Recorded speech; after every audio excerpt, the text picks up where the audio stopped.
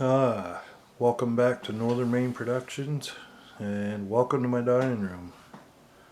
We're going to look at a piece of recording history here, movie history actually. This is a Kodak Kodascope 833.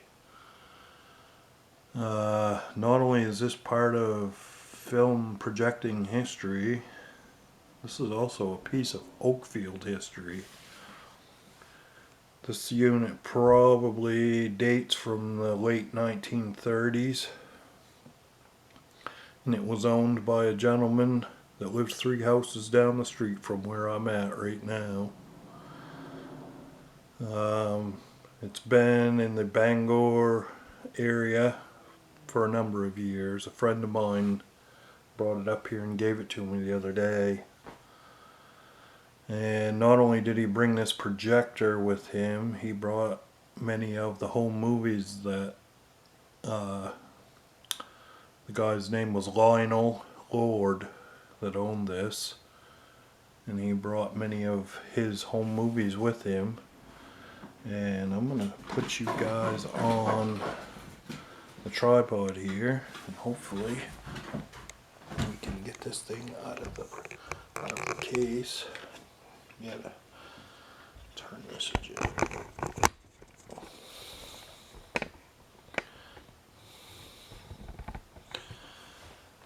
Alright. I hope that you guys can see this alright. The lightning's kind of poor in here right now. So we'll open this thing up. I'll pull this thing out of here.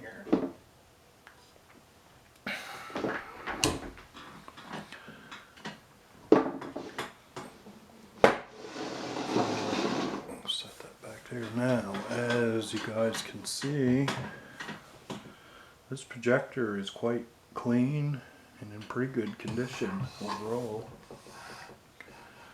It does run, obviously. I've checked it out. Get this cord unwound off here. So cord's a little bit frayed here on the end. I kind of use it cautiously. Let's look at the controls for this thing. This knob right here, that's your manual frame advancing. That's, you turn that, and that manually turns manually turns the projector. This would be a framing knob here. This would set the frame center in the projection gate. Let's see. We have a fan motor switch, and then we have a light switch, and this is the motor speed control. You can dial this thing down so that it just barely crawls along. You adjust your focus here. This is your film gate. Run your film down and over here and behind the gate and back up around here and down onto your bottom reel. You got a knob here to adjust the height of the projector. Of course, if you need to replace the light bulb in it, you take this screw out of here and this cover comes off. You got a big 500 watt projection bulb in here, which amazingly does work. Let me see here, I'll grab a screwdriver.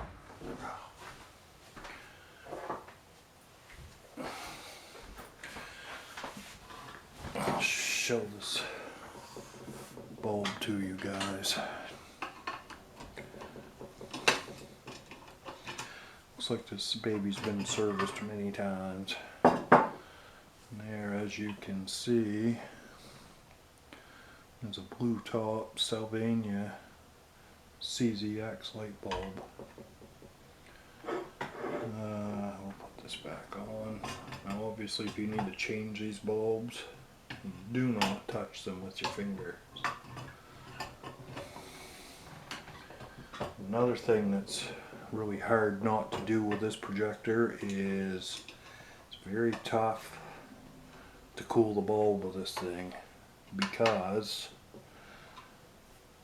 the film rolls whenever the motor's running in this thing, the film is going. You can't disengage the clutch on it to stop the film from going.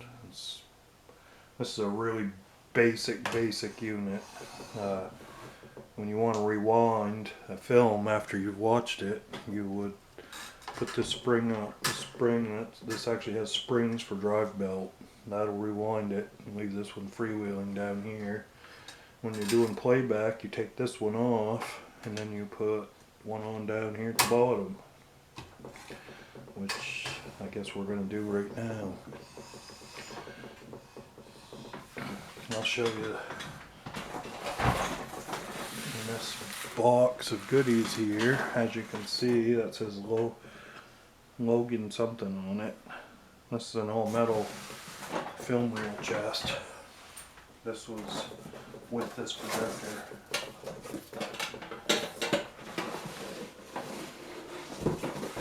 This thing is in absolutely mint condition.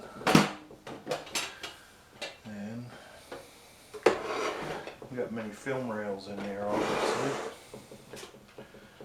This is the one that we're going to watch right now. This was filmed right here in, what does it say? Filmed in Route 2, Lower Smyrna Mills. This was filmed in the winter of 1960, 1961. And it says something else about spring of 1961. I don't know, maybe this guy's traveled out of state some too, so it's hard to say where all it was filmed. Let's see if we can mount this sucker on this little reel here. Alright, now, gotta have a take-up reel.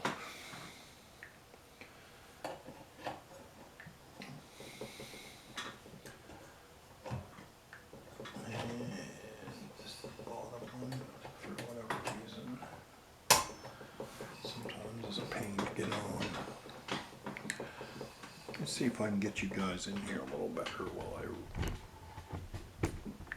thread this thing up. This is somewhat of a pain in the rear to thread this one up. You have to go up in over here. And you have to put your film in behind this gate. It's very important to have this loop up here on the top of this film, up above the gate and below the gate. Now we'll close that, and hopefully, and it would appear that I did it. I got it in there right. So we're going to film that end of that reel, that film up over there. We gotta put this back on the reel. This is one of the things that really irritates me about this machine. It does not have a brake of any sort. Alright, so we're gonna plug this thing in and see what happens here.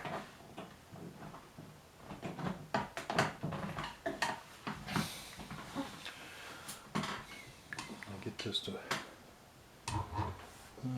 now we'll turn the motor speed down, which it already is. As you can see, that thing will just barely crawl along.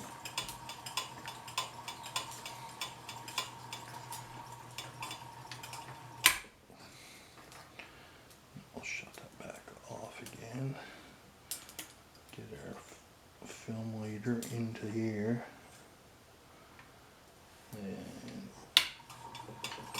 let that run back around there a little bit.